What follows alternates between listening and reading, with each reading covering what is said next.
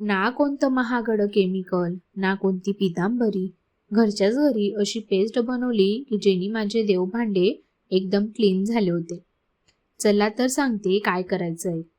सर्वात अगोदर 2 चमचे गव्हाचे पीठ घ्यायचे. 1 चमचा हळद व अर्धा चमचा मीठ, अर्ध्या लिंबाचा रस टाकून एकदा मिक्स करून घ्यायचं. थोडंसं पाणी टाकून त्याची अशी पेस्ट होईपर्यंत मिक्स करत राहायचं. तर तुम्ही बघू शकता माझे किती देव भांडे खराब झालेले होते. तर सर्वात आधी या ताटावर अप्लाय केलं व बघते तर काय एकदम क्लीन निघालेले होते. तर सर्व भांड्यावर लावून घेतले. 10 मिनिटं तसंच राहू दिलं व नंतर वॉश केलं. याने आपण आपले तांबे, पितळाचे सर्व भांडे स्वच्छ करून घेऊ शकतो. तर त्याचबरोबर आपले देव काळे पडलेले असतील तर तेही क्लीन करू शकतो. त्यानंतर तुम्हाला मी माझं रुटीन शेअर करते.